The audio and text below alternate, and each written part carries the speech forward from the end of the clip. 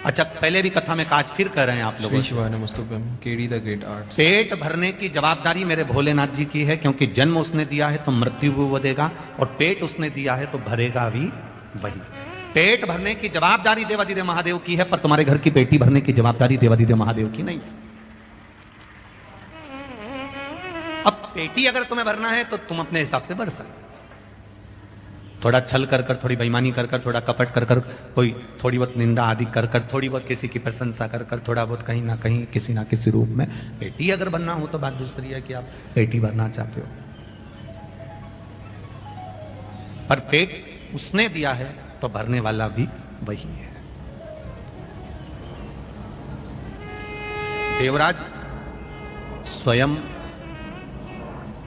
जब तक कमाता था खुद के लिए कमाता था और ईमानदारी से कमाता था, पर जब वेश्यावृत्ति में पड़ने लगा, गलत काम में पड़ने लगा, तो उसको धन की दुगनी जरूरत पड़ने लगी, और धन की जब उसको दुगनी जरूरत पड़ी तब उसने चोरी करना प्रारंभ करा। तब उसने चोरी करना प्रारंभ करा। अब वो चोरी कर रहा है, अब वो धन को चुरा कर ला रहा है, अब वो धन को कहीं गलत जगह से एकत्रित करने का प्रयास कर रहा है। शिव महापुराण की बात कथा एक बात और कहती है, आपके भरण पोषण की जवाबदारी महादेव की है, तो आपकी संग में अगर आपकी धर्म पत्नी जुड़ी है तो उसकी भी जवाबदारी महादेव की है। बच्चे जुड़े हैं, बच्चों की भी जवाबदारी महादेव की है। माता पिता जुड़े हैं, माता पिता की जवाबदारी भी महादेव की है। पर इसके अलावा अगर आप फिर किसी अन्य नारी के चक्कर में अगर पड़ते हो, फिर कहीं तुम जुए में, कहीं मांसाहार में, कहीं मदिरापान में, तो कहीं वेश्यावृत्ति में अगर आप फिर पड़ते हो, फिर जवाबदारी भोलेनाथ की खत्म हो जाती है। आप, आपके बच्चे, आपका परिवार, आपकी पत्नी, आपके पुत्र और आपके माता पिता, बहन भाई, कुटुंब की जवाबदारी महादेव की है, पर तुम उस धन को गलत जगह पर लगाना प्रारंभ कर दिए। उसने दिया था पेट भरने के लिए, उसने दिया था बच्चों की शिक्षा के लिए, उसने दिया था, होते हैं कई लोग, अभी कहीं ना कहीं लोगों को कुछ गवर्नमेंट से या प्रशासन से कोई थोड़ा बहुत पैसा मिल जाता है, अब वो मिला था किसी काम के लिए और मालूम पड़े लगा दिया किसी दूसरे काम में। अब सरकार ने तो पैसा दिया था आपको कि इस कार्य में लगाना, अब तुमने लगा दिया दूसरे कार्य में।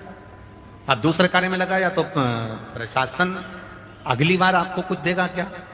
अरे बोलो तो जम के नहीं देगा, क्योंकि उसको मालूम है कि इसको दिया था मैंने इस चीज के लिए और इसने लगा दिया दूसरी चीज में, अगली बार वो नहीं देगा। अब नेत्र काय के लिए दिए थे भगवान ने? वो भगवान भी प्रशासन से कम नहीं हो।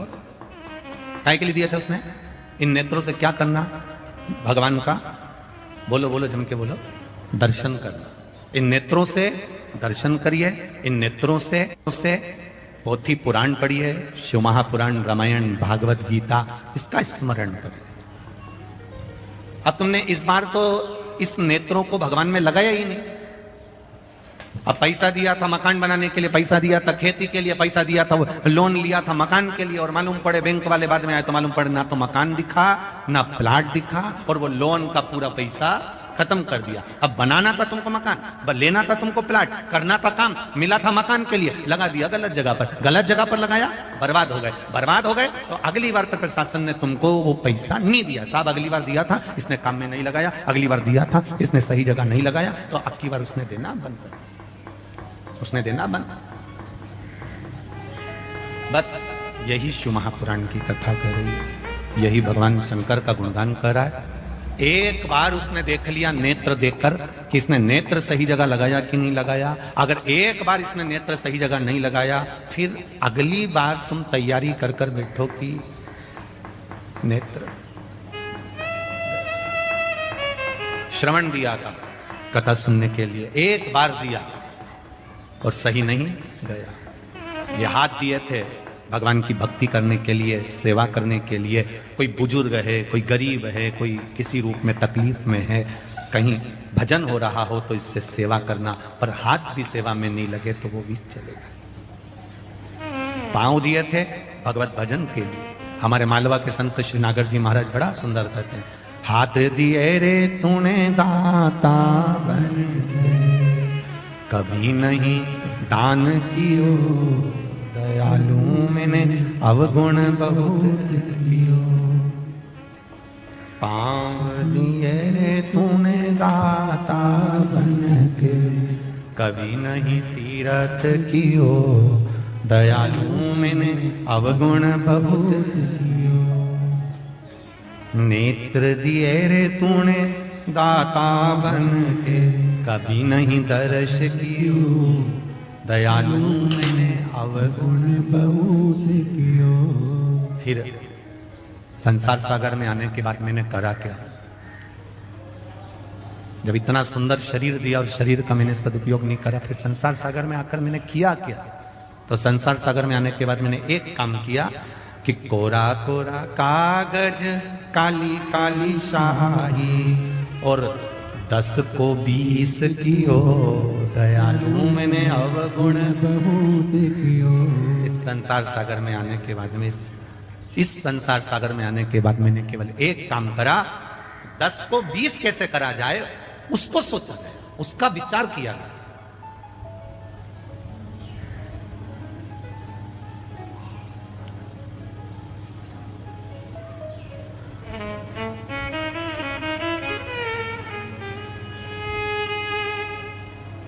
ब्लड की जांच कराने पर मालूम पड़ जाता है कि बीमारी कौन सी है, और कथा कराने से मालूम पड़ जाता है कि भक्त कितने हैं। ब्लड की जांच कराने से बीमारी का पता चल जाता है, और शिव महापुराण की कथा करवाने से, राम कथा, कृष्ण कथा, भगवान की अविरल भक्ति की कथा कराने से यह पता चल जाता है कि इसके हृदय में भाव कितना, इसके हृदय में, इसकी चित्तवृत्ति में परमात्मा का भजन कितना। आपको दिखेगा। 7 दिन आप भी यहीं हो, हम भी यहीं हैं। कई कई ऐसे हैं 7 दिन सुबह 7 बजे से 6 बजे से यहां जगह संभाल कर बैठे रहेंगे, और कई ऐसे रहेंगे 1 बजेगी तब 10 मिनट पहले घर से निकलेंगे, 4-5 को दरवाजे पे परेशान करेंगे, 8-10 को रास्ते में परेशान करेंगे, तब अपनी गाड़ी बढ़ाते हुए, ठोकते हुए, परेशान करते हुए प्रशासन के लोगों को, चाहे पुलिस प्रशासन के हो, चाहे समिति के लोग हो, चाहे जो सेवा कर रहे हैं उनको, 50 बार अपनी दबेदारी दिखाकर तब जाकर अंदर जाके बैठेंगे। कभी इनके जैसा तब कर देखो, 5 बजे से 6 बजे से 7 बजे से। जरा देखो, बैतुल वालों के लिए कथा नहीं है। हम कहेंगे बैतुल वाले अगर कथा के पंडाल में नहीं आ सकते हैं तो एक बार रात को आकर इन भोलेनाथ के भक्तों का दर्शन कर जाना कि इनका भाव कितना शुद्ध है।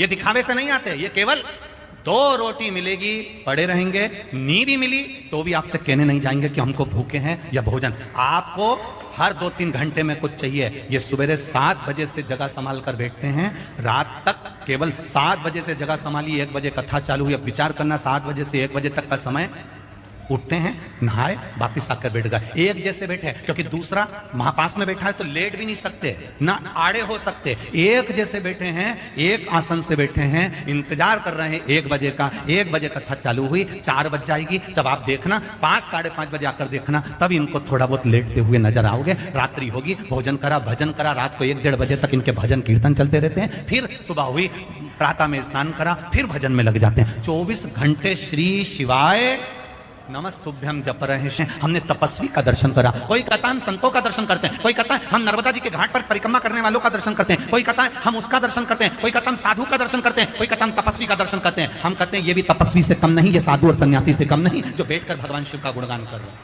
भगवान शिव की अविरल भक्ति को धारण कर रहे हैं।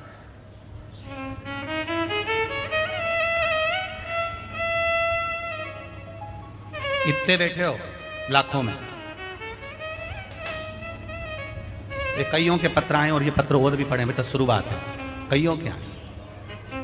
आप भी कथा सुन रहे हो, ये भी कथा सुन रहे हैं। 2 अंतर इसके अंतर्गत में, एक अंतर का विशेष ध्यान रखना, जितनी देर सुनना है दिल से सुनना। घर से चलो तो कहकर आना मुझे शिव महापुराण की कथा सुनने जाना है, मैं आराम से जहां जगह मिल जाएगी वहां सुनूंगी और भगवान की अविरल भक्ति को धारण करूंगी। मुझे मालूम है 7 दिन अगर मैंने कथा का रसपान कर लिया तो मेरा महादेव मेरी जरूर सुनेगा, ये निश्चित है। मुझे कथा सुनना, मुझे दूसरे की व्यथा नहीं सुनना, मुझे कथा सुनना, मुझे अविरल भक्ति को धारण करना, मुझे परमात्मा का भजन धारण करना।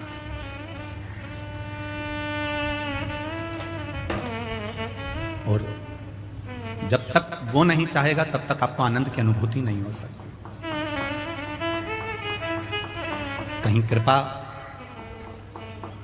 कहीं मां ताप्ती की कृपा और कहीं मां नर्मदा जी की कृपा और कहीं मेरे भोलेनाथ जी की करुणा हुई है तो बैतुल में ये शिव महापुराण की कथा मिली है, नहीं तो बाबा की कहीं योग संजोग। और वो भी कथा कोई आज की नहीं है, बैतुल की कथा की अभी इनको 1 साल में मिल गई और कथा की बुकिंग हो गई। आप पूछना इन परिवार से, 2 साल पहले की कथा बुकिंग है और 2 वर्ष पहले ये कथा बुक हुई थी, तब जाकर अब उस समय पर जो कथा का स्वरूप था उस हिसाब से इनने व्यवस्था के अनुसार चले।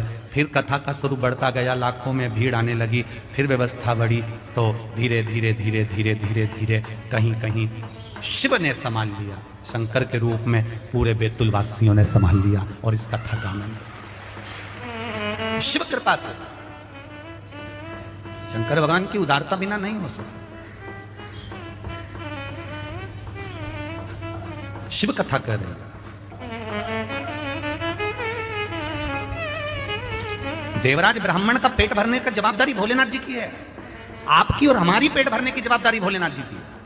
हमारे परिवार का भरण पोषण करने की जवाबदारी हमारे भोलेनाथ जी की है। पर तुम वेश्या का संग पकड़ लो और वेश्या को तुम यहां से ले जा कर देना चालू कर दो, तो वो जवाबदारी मेरे भोलेनाथ जी की नहीं है। पूरा सुखमय तुम्हारा परिवार चल रहा है, अच्छे से तुम्हारे परिवार का गुजारा चल रहा है, और तुम्हारे परिवार के गुजारा चलते चलते जब तुम्हारे परिवार में कहीं ना कहीं धन के चक्कर में अगर द्वेष हो रहा है, धन के चक्कर में अगर लड़ाई हो रही है, क्लेश हो रहा है, समझ लेना कि परिवार का कोई व्यक्ति इस धन को जरूर कहीं गलत जगह पर लगाना चालू कर दिया। इसलिए मेरे महादेव ने देने से पहले अपने हाथ को रोक लिया। जरूर हमारा धन कहीं गलत जगह पर लग रहा है, और जिसके यहाँ धन आते जा रहा है, समझ लेना हमारे परिवार में सब लोग भजन करने वाले हैं, सब में प्रेम बहुत है, स्नेह बहुत है, इसलिए मालिक भी देने में कमी नहीं रख रहा, मेरा भोलेनाथ दे बहुत रहा। जब कहीं धन की कमी दिखे, जब कहीं संपदा की कमी दिखे, जब कहीं तुम्हें लगे कि धन कम हो रहा है, हमारा पैसा हमको कहीं ना कहीं कम दिख रहा, व्यापार कम हो गया, कमाई कम हो गई, तो समझ लो कि कुछ ना कुछ वो पैसा गलत जगह पर जाना चालू हो गया, वो धन गलत जगह पर जा रहा है। पहचानो,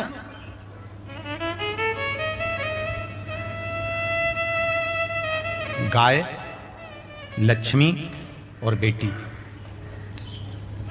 गौमाता, लक्ष्मी और बेटी, ये 3 जब गलत जगह पर जाती है तो देने वाले को रोना पड़ता। गाय तुमने ब्राह्मण को दी, कोई दादाजी चले गए, दादी जी चली गई, कोई डोकरा डोकरी निपट गया और तुमने दे दी ब्राह्मण को। ब्राह्मण लेकर गए गौमाता को, जब तक गौमाता ने दूध दिया उसको संभाल कर रखी, फिर बाद में मालूम पड़े वो गाय तीसरे को दे दी, तीसरे से चौथे को गई, चौथे से 5वें को गई, वो बाद में गाय कसाई के हाथ में पहुंच गई। गौ माता जब कसाई के हाथ में पहुंची तो कटते समय जब रोती है तो बद्दुआ देती है। वो बद्दुआ ना ब्राह्मण को लगती है ना किसी दूसरे को लगती है, जिसने संकल्प छोड़ा था गौदान का, वो बद्दुआ उसको लगती है कि तूने मुझे दान दिया था तो मैं गलत जगह कैसे पहुंच गई। उसी तरह गौदान जिसने दिया उस दान करने वाले को रोना पड़ता है, और कन्यादान जिसने दिया और बेटी अगर किसी गलत लड़के के चक्कर में फंस गई और तुमने कह दिया साहब हमने तो जमाई अच्छा देखा था और बेटी को दुख है, बेटी को कष्ट है, तो उसको भी रोना पड़ता, कन्या दान करने वाले को रोना पड़ता। 2 कन्यादान वाले कितने रोए हैं जरा विचार करिए इस ताप्ती शिव महापुराण कथा। एक दक्ष प्रजापति और दूसरे नंबर पर थे विश्वकर्मा जी। 2 कन्यादान करने वाले कितने रोए, ये ताप्ती शिव महापुराण प्रारंभ हो गई यहां से। 2 कन्यादान वाले कितने रोए हैं अगर उन रोने वालों का स्मरण करा जाए तो एक है दक्ष प्रजापति और दूसरे हैं विश्वकर्मा जी। भगवान विश्वकर्मा और प्रजापति दक्ष, ये जो जितने रोए हैं इनके बराबर कन्यादान करने वाला। क्यों? दक्ष प्रजापति को रोना इस बात का आया, मैंने बेटियों का विवाह करा, मैंने अपनी बेटी का विवाह ये चंद्रदेव के साथ में करा, और चंद्र मेरी केवल एक बेटी को चाहता है और बाकी की बेटियों का अपमान करता है।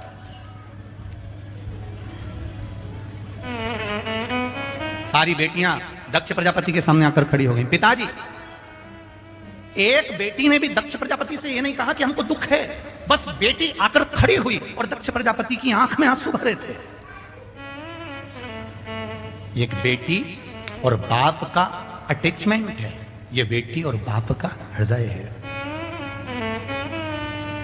ये बेटी और बाप का स्नेह है। ये बेटी और बाप का प्रेम है, ये बेटी और बाप का स्नेह। बाप अपनी बेटी का केवल चेहरा देखकर पहचान जाता है कि मेरी बेटी को क्या तकलीफ है। बेटा मां को प्रिय होता है और बेटी, जम के बोलो जरा, बाप को प्रिय होती है, पिता को प्रिय होती है, उसके पापा को प्रिय होती है कि मेरी बेटी है और मेरा पापा है। पिता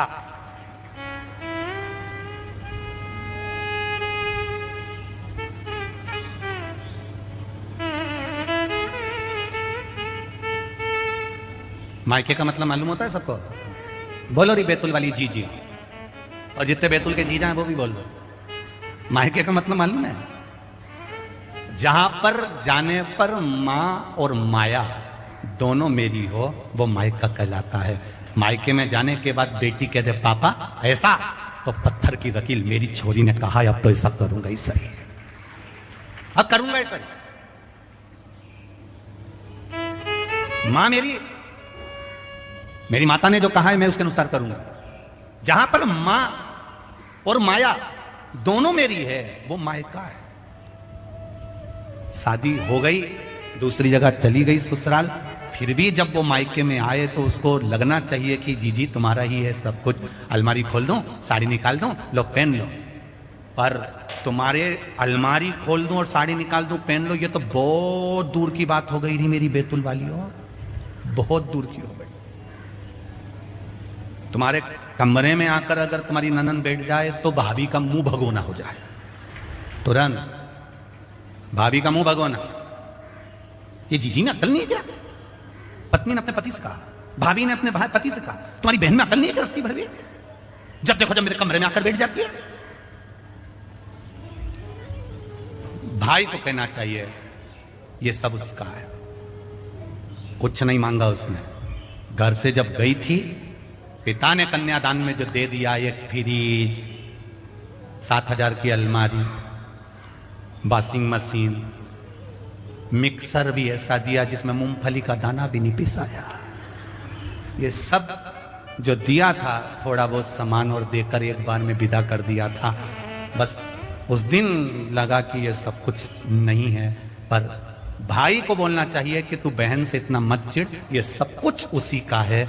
खुशी खुशी सब छोड़कर ससुराल चली गई, सब छोड़ गई।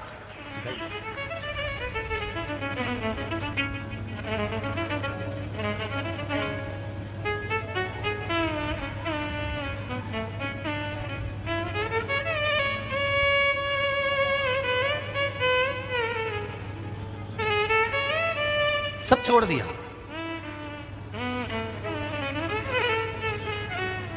दक्ष प्रजापति को मालूम है मेरी बेटी को दुख क्या है, पर मेरी बेटियां मुंह से तो कहे कि मुझे तकलीफ ये है। विश्वकर्मा जी को मालूम है कि मेरी बेटी को संज्ञा को दुख क्या है, पर संज्ञा एक बार तो मुंह से कहे कि पिताजी दुख ही है।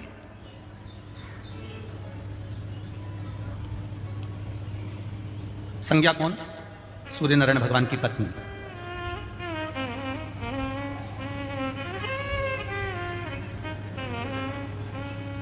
विश्वकर्मा जी को मालूम है मेरी बेटी संज्ञा को दुख है, और दक्ष प्रजापति को मालूम है कि मेरी बेटियों को दुख है, पर मुंह से कहे तो सही। कई बार बेटियां बोल नहीं पाती, और बेटियों को बोलना चाहिए, बेटियों को कह देना चाहिए। और पिता का प्रेम किसको कह सकते हैं, पिता की करुणा किसको कह सकते हैं? वो दिल्ली में जो श्रद्धा के 35 टुकड़े हुए, किसी को ज्ञात नहीं था, केवल एक पिता का दिल कचोट गया। और पिता ने सोचा बहुत दिन से श्रद्धा की खबर नहीं आई। पिता उसी समय दिल्ली पहुंच गया। फिर उसने ढूंढना चालू करा, जब कुछ हाथ नहीं लगा तब फिर पुलिस प्रशासन के पास गया, तब जाकर खुलासा हुआ उस बाप के सामने की बेटी के 35 टुकड़े हो गए। बाप और बेटी का अटैचमेंट किसको कहते हैं, बेटी और बाप का स्नेह किसको कहते हैं? बेटी की आंख में आंसू आते हैं और बाप पहचान जाता है कि मेरी बेटी क्यों रोई है, उसकी आंख में अश्रु कैसे आ गए, उसके नैनों में जल कैसा आ गया।